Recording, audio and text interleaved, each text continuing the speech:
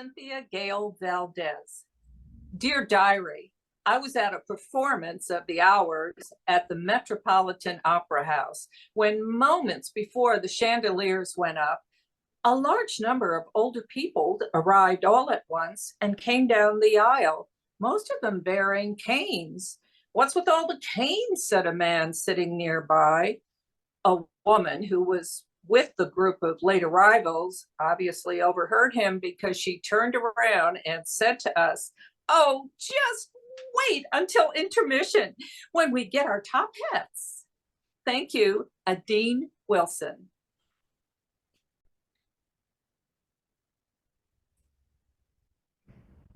Hi, I'm Misti.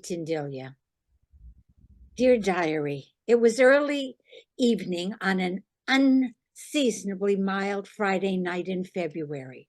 I was walking quickly along 5th Street toward 2nd Avenue and wondering whether we were getting the first taste of spring while trying not to trip on broken sections of the sidewalk.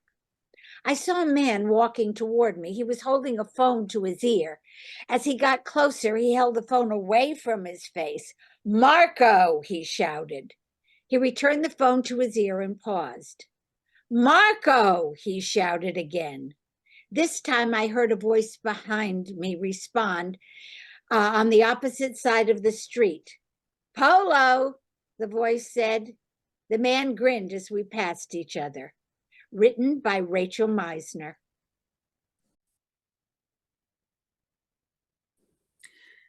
I'm Marjorie Kahn. Dear Diary, it was April of 1992, and I had 2 tickets for the Chicago Symphony Orchestra at Carnegie Hall, with Daniel Barenboim conducting. The person that I had invited to join me was unable to attend. So at 5 minutes before 8 p.m., I did something I had never done before. I stood on the sidewalk outside the hall and held up the extra ticket to see if I could find a taker. A man approached me and asked for a discount, and we completed the transaction. We sat next to each other, and the rest is history. I had just turned 40, he was 45, and neither of us had been married. We got engaged that August, married in October, 30 years ago last month. Happy anniversary, my love. Jane Moose Cohen. Hi, my name is Allan, and I wrote this letter titled, "Let's Stay Together." Dear Diary, I was walking along the path by the East River near 20th Street when I encountered a man playing the saxophone. I told him he sounded good and asked if he was practicing. "No," he said, "I'm working." I was confused because he had no tip jar for those who might want to give him something for his playing. "How are you working?" I asked. "A man and a woman are going to come jogging down the path," he said. "And when I see them coming, I'm going to start playing. And when they get to me, the man will stop running and get down on his knees and propose." Then he pointed to a couple in the distance who were running in our direction. "Look, here they come," he said. "You'd better walk away now." I hurried to a spot about 50 feet away where I could still see and hear everything. The sax player started into what seemed like a perfect song for a proposal. Al Green's "Let's Stay Together." As the couple got closer, I got excited at the prospect of witnessing this very special, intimate scene. Finally, they arrived exactly in front of the sax player, and then they just kept running. Had the man gotten cold feet and changed his mind? Had the sax player been pulling my leg with a story about a proposal? Before I could ask, he walked off, and I was left with "Let's Stay Together" playing on repeat in my mind.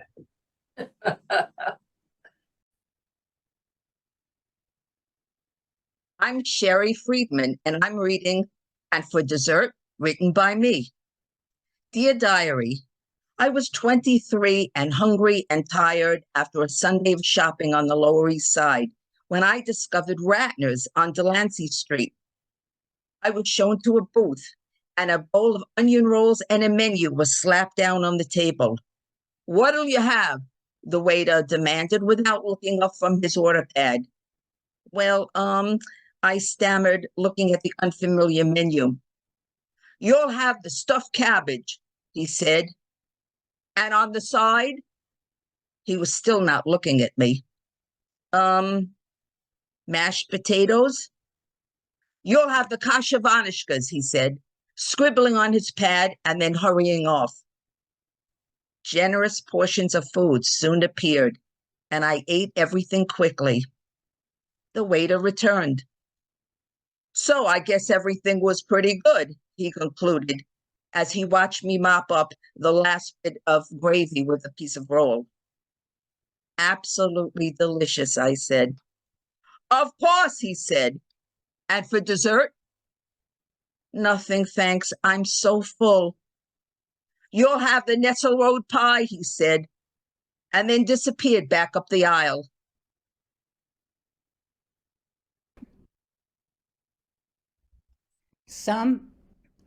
Hi, my name is Martha Morenstein. Some house. Dear Diary, my hair is more silver now than dark brown, and I no longer call myself middle-aged, but I do try to keep fit and active, and I don't feel that the years show too heavily on me. One day I was leaving my home, a federal-style red brick row house near downtown Brooklyn, when I encountered a woman standing on the sidewalk and looking at the house. "This is a lovely house," she said. "I always notice it when I pass by." We talked for a moment about the house and its history. "It's nearly 200 years old," I explained. "Wow," the woman replied. "Are you the original owner?" Laura McCallum. I'm Laurie Federico. Dear Diary, it was April 1992 and I had 2 tickets for the Chicago Symphony Orchestra at Carnegie Hall, with Daniel Barenboim conducting. The person I had invited to join me wasn't able to come, so at 5 minutes before 8 p.m., I did something I had never done before. I stood on the sidewalk outside the hall and held up the extra ticket to see if I could find a taker. A man approached me, asked for a discount, and we completed the transaction. We sat next to each other, and the rest is history. I had just turned 40, he was 45, and neither of us had been married. We got engaged that August and married in October, 30 years ago last month. Happy anniversary, my love.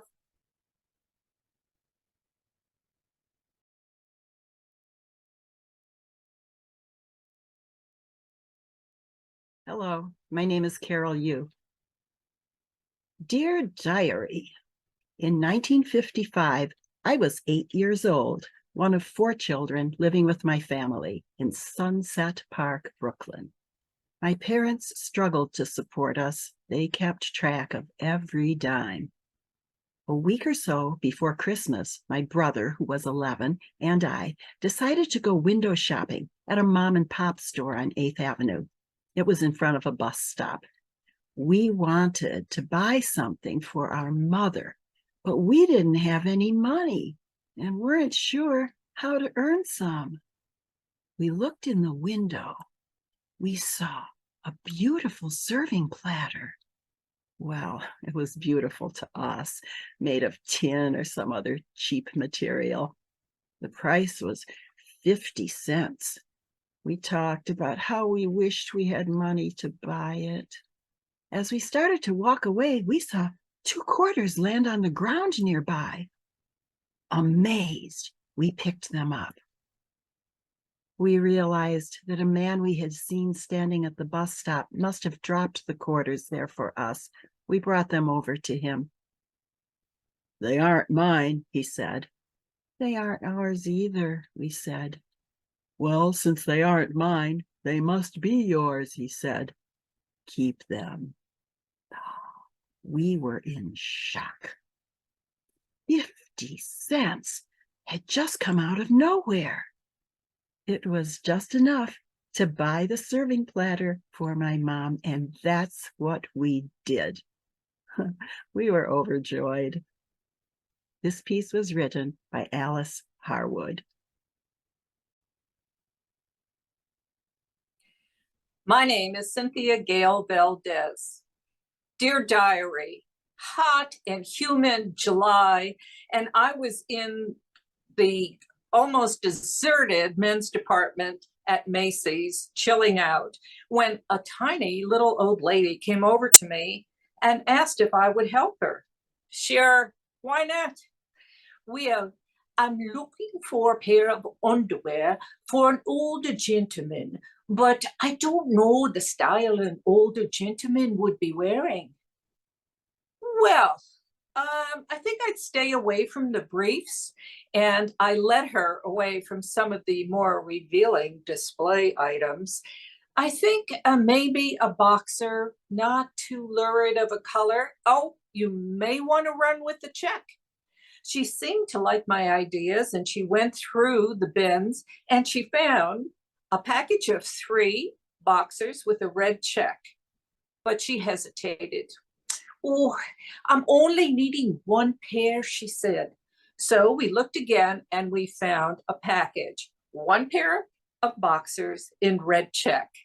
As we were saying goodbye and she thanked me for helping her, she remembered, oh, I think I forgot to mention the gentleman in question is deceased. Thank you, Jeremy Wayne.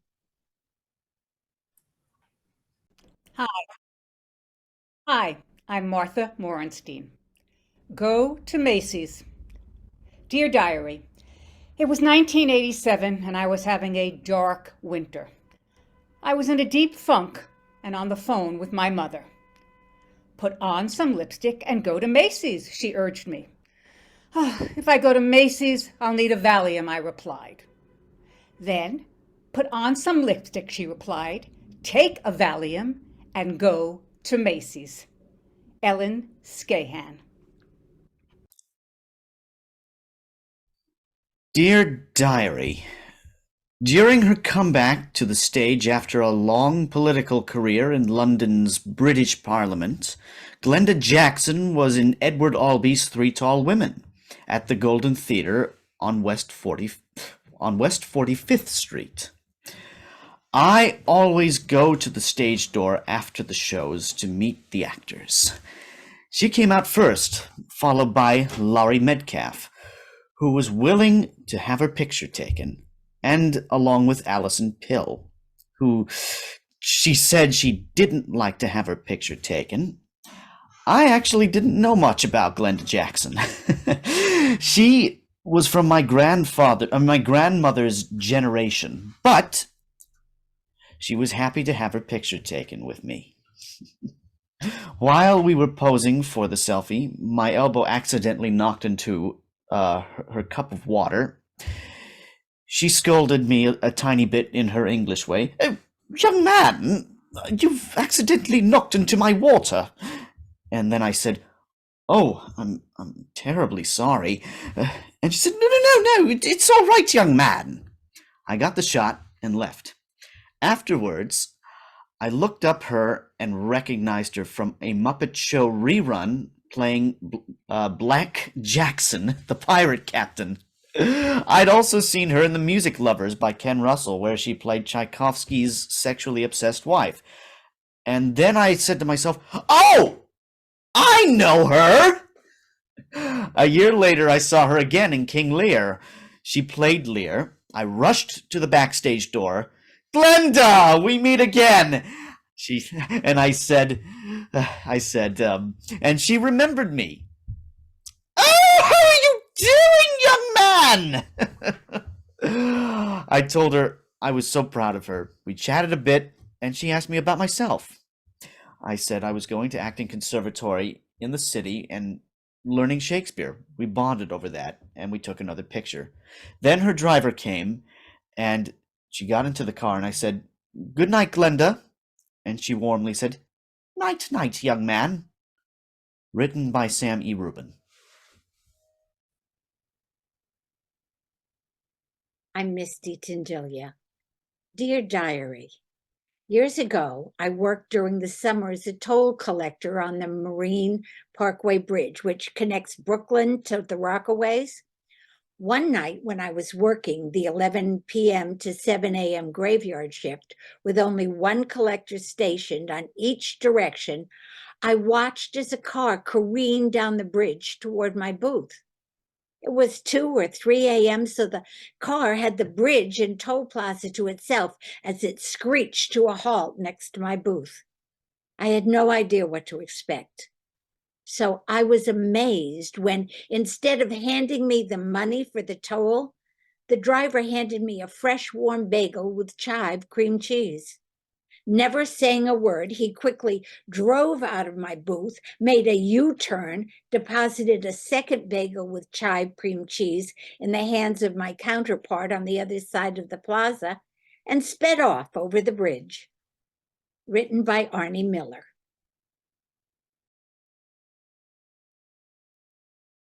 Hi, I'm Carolle. This piece is titled Not Strangers on a Train. Dear Diary, it was a Saturday morning in early December. It was cold and gray and depressing. I was on the number 1 train heading downtown from 168th Street, reading and minding my own business, as were the other 10 or so people in the car. The door at the north end of the car opened, and a blind man with a cane and a proffered container entered. Seconds later, the door at the car's south end opened, and a blind woman with a cane and a similar container got on. Quietly and slowly, the two moved in opposite directions. Everyone was sitting at attention. No one said a word. What was going to happen when they met?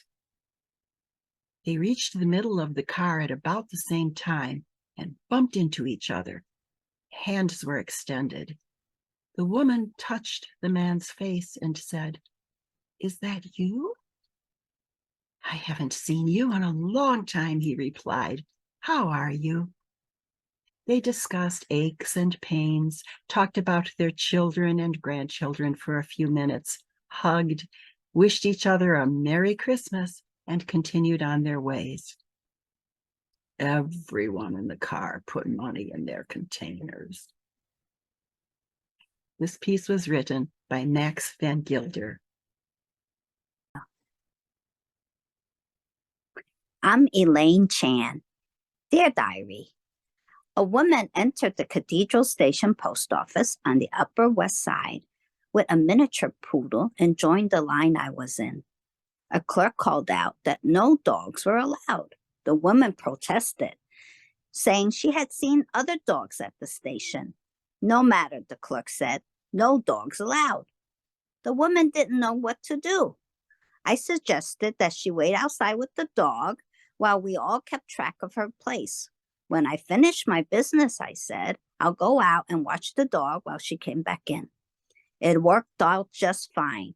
When I went out, the dog was compliant, if not overly friendly. At one point, I said, sit, which he did not do. Then I said, sweetie, sit, and he sat. When the woman returned, I asked her the dog's name. Sweetie, she said. This piece was written by a friend, Rita Sherman.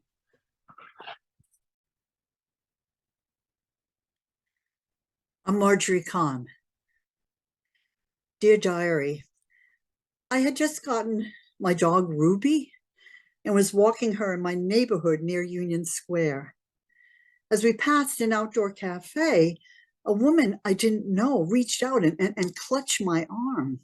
Alarmed, I pulled away.